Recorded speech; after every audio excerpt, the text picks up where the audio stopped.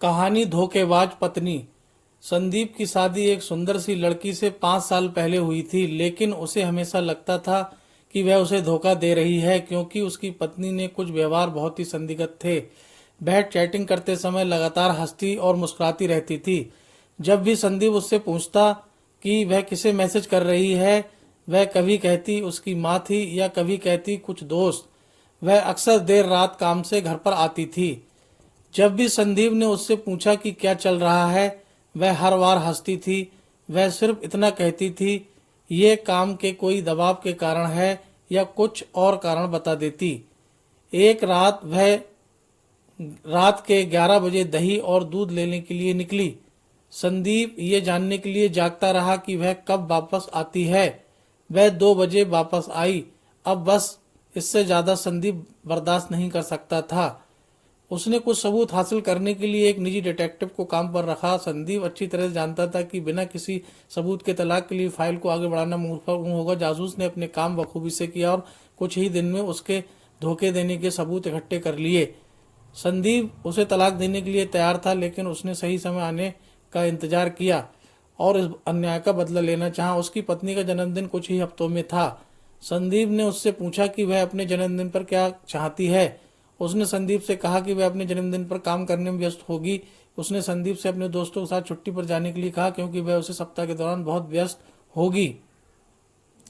संदीप को पता था कि वास्तव में वह क्या कर रही थी। जैसे ही सप्ताह आया, संदीप एक दोस्त के घर गया और उसने अपनी पत्नी से कहा कि वो अपने दोस्तों के साथ टूर पर गया है। संदीप ने वहां से उसकी पत्नी की माँ, बहन, पिता और कुछ दोस्तों को बुलाया। उसने उनसे कहा कि वो उसके जन्मदिन पर उसे एक बड़ा सरप्राइज देना चाहता है। संदीप ने उनसे कहा कि हम उसे सरप्राइज देने के लिए उसके कमरे में घुसेंगे।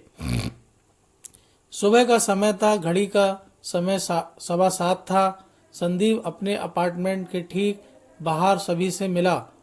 वो सब लिफ्ट में गए। वो अब कुल मिलाकर 7 से 8 लोग थे। उसकी पत्नी की माँ के हाथ में जन्मदिन का केक था। उसके पिता के पास शैंपेन की बोतल थी।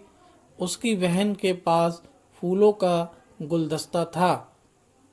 उसके सभी दोस्तों के पास उसके लिए कुछ उपहार थे। किसी को अंदाजा नहीं था कि क्या होने वाला है। संदीप ने सभी को जितना हो सके शांत रहने के लिए कहा।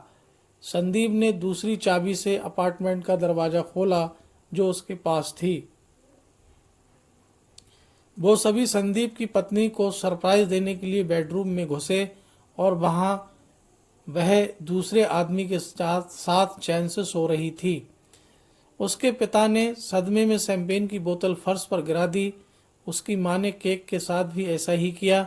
संदीप ने ऐसा दिखावा किया जैसे वो इस घटना से काफ़ी टूट गया हो और जैसे उसे कुछ पता ही नहीं था, और उसके दिमाग में बस यही चल रहा था, इससे अच्छा जन्मदिन का तोहफा कोई और हो ही नहीं सकता जो किसी पत्नी ने अपनी बेवफा पत्नी को दिया हो।